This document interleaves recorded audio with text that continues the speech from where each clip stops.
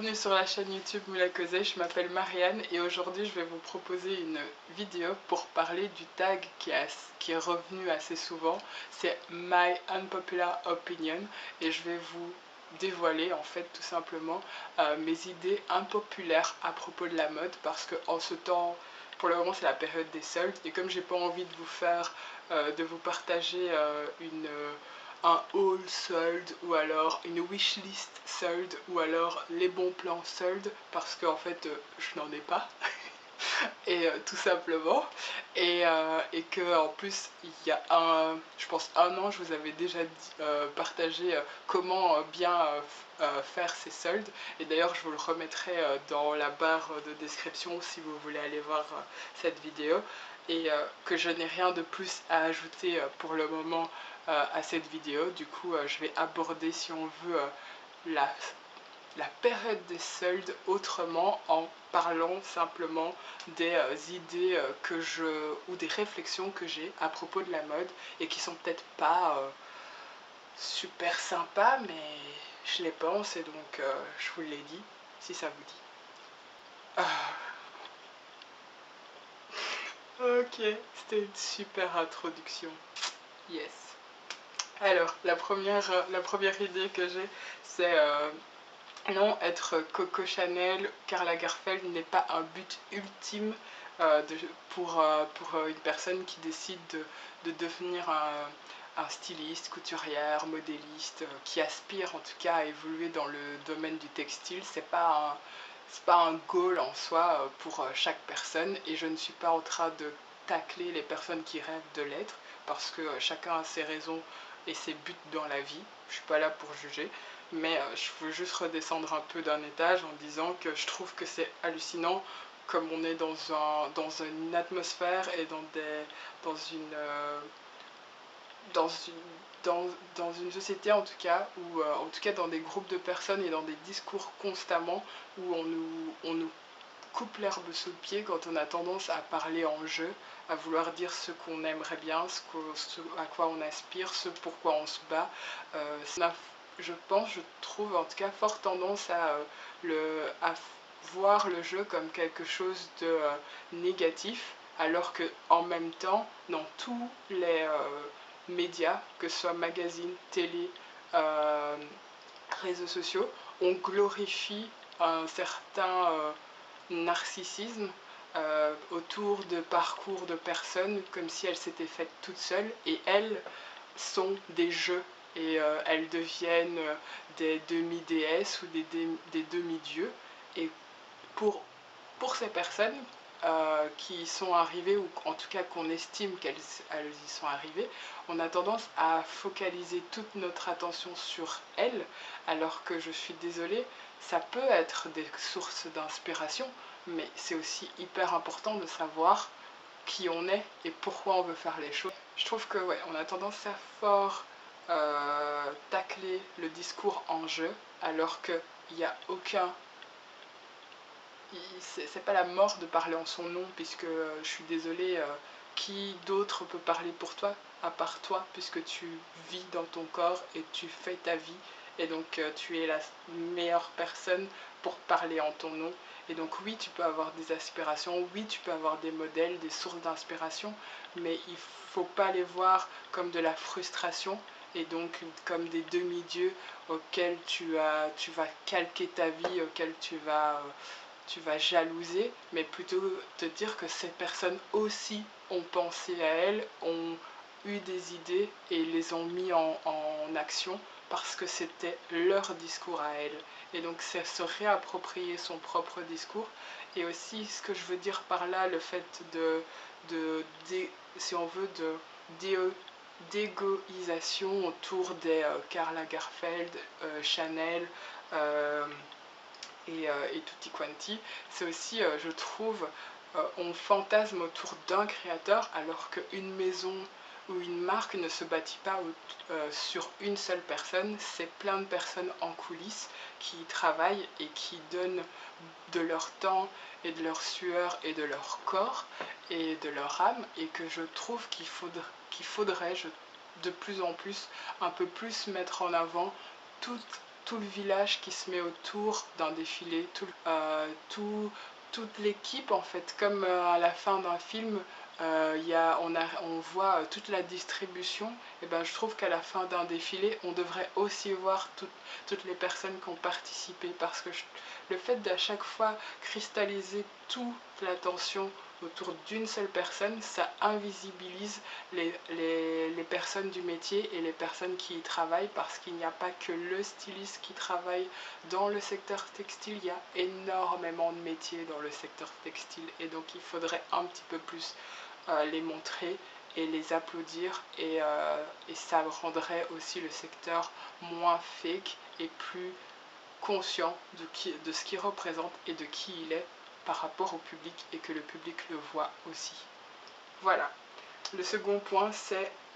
le fait qu'il faut arrêter de croire aussi. Je trouve que la mode traditionnelle, ou en tout cas grand public, a quelque chose d'encore très artistique, parce que la mode grand public est plus une mode de produit, où c'est une question d'investissement, une question de chiffres, où on passe plus son temps à réfléchir au moins risqué que ah ouais, je vais faire un truc hyper inventif, hyper innovant, qui explique une vision, un rêve, etc. Parce que je crois qu'on est à une ère où on est dans la mondialisation, le libéralisme à outrance et le capitalisme. Et donc le second secteur le plus polluant, qui est la mode, n'en déroge pas. Et donc oui, c'est hyper important quand on va sortir une collection de se dire qu'elle répond à tous les critères qui feront que les produits seront vendus, parce que c'est tout ce qu'on leur demande. Les produits grand public, c'est qu'ils soient vendus. On ne leur demande pas qu'ils soient artistiques, créatifs, innovants, etc. C'est plus des marques de niche un peu moins connues qui sont encore dans cette optique de l'artistique à tout prix, de l'innovation à tout prix, de raconter une histoire, etc. Mais les marques grand public qui sont vendues sur tous les continents, elles, c'est juste des produits. Elles ne vendent juste que des produits. Et donc il faut un peu redescendre dans cette idée de la mode, c'est artistique. Non, la mode industrielle n'a rien d'artistique. C'est une mode de produit et c'est tout. On lui demande pas plus, puisque c'est une mode qui dépend d'actionnaires qui tous les 6 mois va faire le bilan pour le pourcentage de son chiffre d'affaires, où sont les pertes, comment limiter la casse, etc. C'est tout. On ne demande pas plus à cette mode-là. Dans la même optique que maintenant la mode grand public est une mode de produit, le troisième point, c'est que en payant les vêtements, par exemple durant les soldes ou pendant l'année en général, quand vous allez dans des boutiques comme Zara, Camaïeu, Mango, Primark, etc., vous payez en fait plus la logistique, la publicité, la licence, que le produit tel quel en fait. Pour une marque, c'est plus cool d'être compétitif que de respecter ses travailleurs et travailleuses. En 15 ans, on a consommé 2 fois plus de vêtements, et donc c'est des marques en fait tellement globales qu'elles arrivent à diminuer leur prix parce qu'elles font du stock et du restock à outrance, et donc du coup elles arrivent à négocier les prix et à avoir la confection du produit au prix le plus bas. Et par exemple, on remarque sur une pièce que l'on va vendre en Europe, un t-shirt que l'on va vendre en Europe à 29 €, seulement 0,18 centimes revient à la personne qui l'a cousu en fait. Et cette même personne travaille en usine 12 heures par jour, 6 jours sur 7, et reçoit pour une pièce qu'elle a confectionnée que 0,18 centimes. Vous trouvez ça normal? Non, c'est pas normal, mais pourtant c'est la mode à laquelle on dit oui. Et c'est ça le pire, c'est que c'est cette mode-là qu'on met et qu'on applaudit, avec laquelle on arrive à faire des vidéos où j'ai été dévalisé H&M, j'ai été dévalisé ASOS, j'ai été dévalisé un tel truc. C'est cette mode-là qu'on applaudit, et si on veut la mode plus euh, alternative, on la pointe du doigt comme si elle était trop culpabilisante, ou trop boboisante, ou trop à prendre les gens pour de la merde parce qu'elle se croit supérieure, etc. Et je trouve que c'est hypocrite de se dire que à l'heure actuelle c'est plus facile de se dire je vais faire ma garde-robe sur le dos de quelqu'un et j'aurai un grand sourire, alors que si tu te dis je vais faire ma garde-robe et penser à qui est derrière parce que j'ai envie qu'on soit partenaire, ben là je suis une grosse connasse. C'est pas normal, je trouve. Ça va. Il est où le sens, quoi? Il est où le sens de, ce, de cette société ou de cette collectivité où en fait te dire que tu penses aux autres, c'est être une connasse? Moi je comprends pas et j'assume totalement être une connasse alors. Et donc c'est aussi par le biais de cette vidéo, ce que je veux aussi mettre en avant, c'est que je trouve ça aberrant, ce côté où être, continuer à à applaudir ce circuit qui se mord la queue et qui marche sur la tête, parce que oui, le secteur de la mode tel qu'il est vendu depuis plus de 30 ans, ce fast fashion, ces collections à outrance qui changent tous les 15 jours, et le fait de je prends, je jette, n'est plus viable. Il n'est plus viable, et c'est d'ailleurs pour ça que les soldes n'existent plus vraiment, puisqu'elles sont là toute l'année. Parce qu'on produit tellement trop de stock que du coup il faut à chaque fois faire des promos mi-saison,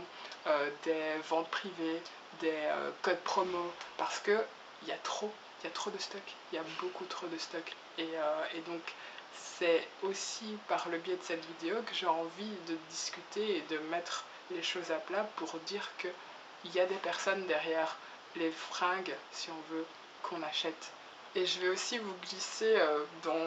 puisqu'on parle du point logistique, pub, etc., euh, un diagramme qui s'appelle la courbe du sourire. Et en fait, c'est une courbe qui remontre en fait comment, durant les années 70 ou 80, je ne sais plus exactement, en tout cas au début de cette mode industrielle, comment chaque pôle était égalitaire, donc que ce soit la logistique, la recherche et le développement, la confection, le marketing, etc. Chaque pôle avait autant de valeur que l'autre, et qu'au fur et à mesure des années, les courbes se sont redressées, et on remarque en fait que le poste le plus bas, c'est la confection, et que maintenant on investit beaucoup plus dans le marketing, dans la recherche et développement, dans la logistique. Et donc ça rejoint le fait que je vous disais que c'est plus important pour une marque de mettre du fric dans son image que de mettre de l'argent dans ce qui fait sa marque, ce qui est sa marque et ce qui bosse pour eux. Et donc voilà, ça c'est pas normal. C'est juste de la poudre aux yeux, et c'est ce qu'on remarque aussi avec le Rana Plaza, c'est que pour une fois, le monde a vu qu'il se passait, qu'il y avait un énorme problème dans le secteur textile, et que ça se faisait sur le dos des personnes, et qu'il y avait des personnes qui mourraient de faire nos vêtements à 2 euros, à 5 euros, et que c'était pas normal. Et le Rana Plaza, c'est tous les jours, et qu'il faut en parler, il faut se sensibiliser. Je ne dis pas que toute votre garde-robe doit être 100% clean, parce qu'on n'a pas tous le portefeuille pour le faire, mais il faut se réveiller et se dire je fais petit à petit, j'essaye petit à petit de faire évoluer ma garde-robe pour qu'elle soit plus engagée et qu'elle ne se fasse pas sur le dos de quelqu'un, parce que c'est important pour moi, humainement parlant, éthiquement parlant, durablement parlant, que ce soit pour les travailleurs, que ce soit pour l'environnement, c'est important, parce que c'est un secteur qui emploie et qui pollue énormément. C'est inévitable, c'est le deuxième secteur le plus polluant après le pétrole. Donc, il faut se réveiller, les gars. Fou. Donc voilà. Et puis la quatrième réflexion autour de la mode qui pourrait paraître impopulaire, mais que je trouve qui est juste, en fait, si tu l'analyses, honnête, c'est que la mode en général, dans toutes les tendances que l'on voit et revenir, ou les nouvelles qu'on voit émerger, c'est que la mode s'inspire, copie énormément les communautés, les groupes qu'elle discrimine ou qu'elle méprise. Par exemple, on voit chaque année revenir la tendance bohème, gitane, gypsy, etc., qui calque ses inspirations, qui pique ses inspirations à la communauté des gens du voyage, les gitans, les roms, les manouches, etc. Pourtant, est-ce que réellement on a déjà vu une personne ou des personnes concernées issues de ces communautés expliquer les inspirations ou le pourquoi du comment du choix des textiles, des coloris, des imprimés. Est-ce qu'on a déjà applaudi cette culture qui a un vivier d'inspiration, de techniques textiles, d'esthétique, de coiffure, de vêtements, d'accessoires, etc. Non, on ne l'applaudit pas, justement. On a plus tendance à la mépriser et à se dire qu'elle devient chic que si elle est réinterprétée à la manière civilisée, occidentale. Et ça a un côté hyper paternaliste. Il y a un côté très moi je vais t'apprendre à être stylé, moi je vais t'apprendre à être sophistiqué parce que je vais m'approprier, et c'est ça l'appropriation culturelle, c'est je vais m'approprier tes, tes idées, ta culture, ce qui fait que tu es toi, et je vais le retravailler à ma manière pour le rendre chic. Et c'est pour ça que maintenant on met tout le temps bohème chic ou ethnique chic, alors que ces esthétiques étaient là bien avant qu'elles soient reprises sur les podiums. Donc voilà. Et on le voit aussi maintenant avec aussi la tendance, tout ce qui est rap, banlieusard, le vestiaire des rappeurs. Avant, on trouvait ça moche, inadapté, alors que maintenant on fait des collabs avec des rappeurs et on vend les chaussures et les survêtements à des prix pharaoniques, parce que c'est devenu les nouveaux riches, c'est devenu les nouvelles icônes, et donc du coup elles sont tendance, et on ravale les insultes qu'on donnait il y a 10 ans, et on fait copain-copain avec eux. Et c'est ça aussi la tendance, c'est tous les 10 ans ravaler les insultes que l'on donne sur un groupe de personnes, parce qu'en fait on se rend compte que ces personnes sont inspirantes et qu'elles ont des choses à dire. La tendance du cycliste, du collant de cycliste, il y a encore 3 ans, on aurait ri, on aurait dit c'est n'importe quoi, bah elle est là. Le bandana que certains rappeurs mettaient devant leur bouche pour être passé incognito, etc. Bah, ou alors pendant les manifs pour pas avoir les, les gaz lacrymogènes qui mettaient autour du cou. Maintenant on le met à un festival pour être stylé. Donc voilà, c'est toujours ça. On est toujours le baraki de quelqu'un, et dans 10 ans on sera la source d'inspiration, et c'est hallucinant de voir cette prétention à cracher sur les gens, alors que 10 ans après on va gratter pour avoir son interview, etc. Et donc n'ayez pas peur d'être vous-même en fait, c'est surtout ça que ça veut dire cette quatrième opinion impopulaire, c'est n'ayez pas peur d'être vous-même parce que en soi être tendance ça veut rien dire, ça veut juste rien dire parce que ça va, ça vient et qui dit que vous êtes has-been ou tendance, c'est relatif tant que vous vous sentez bien dans vos vêtements et que vous êtes bien là où vous êtes, le reste on s'en fout. Et donc dans les derniers points que je voulais aborder, c'était le côté s'habiller n'est pas juste une histoire de chiffon, parce qu'il faut, oui, il y a des personnes qui fondamentalement s'en foutent de ce qu'elles portent, et je le respecte aussi, parce que tout le monde ne peut pas être intéressé par la mode ou par les vêtements. Mais tout ça pour vous revenir sur le fait que non, l'histoire s'habiller n'est pas qu'une histoire de chiffon, parce que en soi au départ un vêtement ça te permet de te protéger, ton corps, de le maintenir au chaud ou de le faire aérer quand il fait trop chaud, et donc c'est pas juste une histoire de chiffon, et qu'il faut aussi, le vêtement a aussi un côté hyper, il te permet de prendre ta place aussi, par rapport à la société. Il y a par exemple des codes vestimentaires qui font que tu fais partie d'un groupe ou pas d'un groupe. Il y a des marques où il y a des slogans qu'on peut voir sur des vêtements qui amènent à, je sais pas, un militantisme ou alors à un certain groupe, à faire partie d'un certain groupe. Et donc je trouve que c'est aussi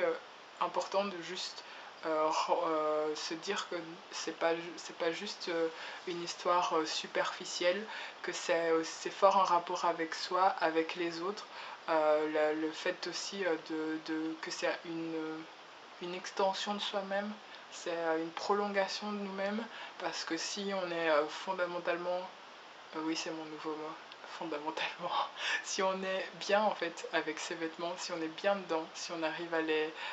habiter, etc., et ben ça devient des partenaires en fait, et on arrive à leur par le biais de son vestiaire, en tout cas par exemple pour moi, c'est souvent ce qui se passe, c'est que je partage beaucoup de looks sur Instagram et sur le blog, parce que en fait ma garde-robe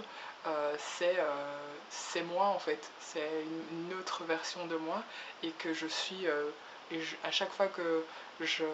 j'imagine des looks ou que je décide de m'habiller, ben ça m'arrive énormément de fois de juste retomber amoureuse des pièces que j'ai choisies, et de me redire ah bah voilà, j'avais pas fait cette association d'idées avec ce vêtement là. J'ai pas énormément de vêtements, par exemple ici c'est ma garde-robe et j'ai juste une penderie juste derrière, et donc j'ai pas énormément de vêtements, mais j'ai tellement de combinaisons possibles à faire, et des vêtements que j'ai chinés ou que j'ai fait moi-même ou que j'ai acheté des marques que je trouve qui en valent vraiment le coup, ou à des personnes que je trouve pour leur artisanat ou leur manière de créer leurs vêtements vraiment chouettes. Et donc du coup c'est moi en fait, ça me correspond tellement bien que du coup quand je m'habille, bah, je me sens juste à ma place, et ça me fait être debout et stable et à l'aise avec qui je suis, parce que ça me ressemble, et, et c'est pour ça que je dis que c'est pas juste superficiel, une garde-robe. Et donc quand on voit par exemple des fois sur des descriptions comme quoi on est accro au shopping ou shopaholic ou shopping addict, je trouve que c'est aussi se fourvoyer, parce que c'est comme si on minimisait l'impact que les vêtements ont, que ce soit sur nous, que ce soit sur